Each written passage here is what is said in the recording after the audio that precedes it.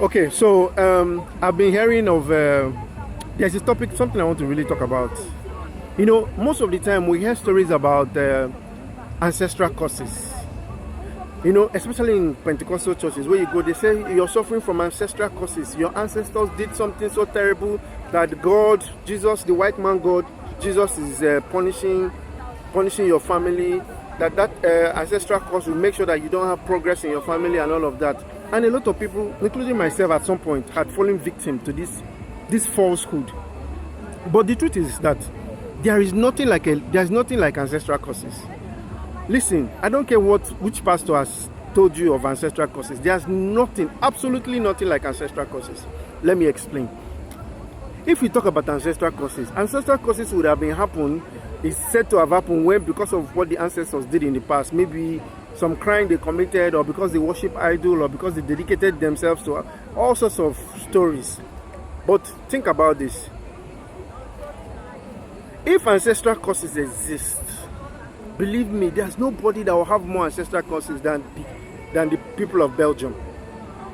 King Leopold of Belgium, single-handedly with his people, they murdered over 20 million people in the Republic of Congo, today Republic of Congo. They amputated over 10 million people. Why? Because they refused to work in the rubber plantation, or because they were working in the rubber plantation where they were working, or they were working in the plantation, and maybe they, you know, for just maybe they were not removing rubber quickly. The people in the southern part of the United States, they murdered millions of African slaves.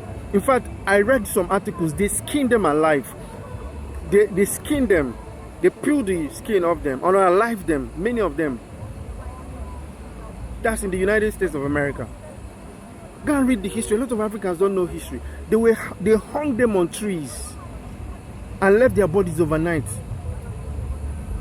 I've read this history. I've studied it. And I don't see any of them having ancestral causes for all the crimes. They separated mother. They experimented on pregnant women, opened their belly, brought our baby. They did all sorts of terrible things to black people in the United States and across the world. And yet there's no ancestral causes there. So what is the crime of our ancestors that there's ancestral cause for them? This is one of the things why I said that, first of all, Christianity and Islam has to go for Africa to develop. That's just the way it is. Because when a young person has been told that he has ancestral cause, his abilities to perform, to innovate is limited, because he believes there's something, a spiritual force that's pulling him back. These falsehoods must be brought down, because, to be honest, there's nothing like ancestral cause. I've done my research, and if there's an ancestral cause, that ancestral cause would have finished the people in America. It would have finished the people of Belgium. It would have finished the people of UK for what they did to Africans. It would have finished the people of Rome. It would have finished the people of Babylon and Syria. There's nothing like ancestral cause, young Africans. I repeat, there's nothing like ancestral cause.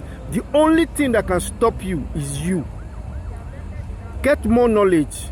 Get informed, and you will deliver yourself from that mental slavery, like Bob Marley said. Peace.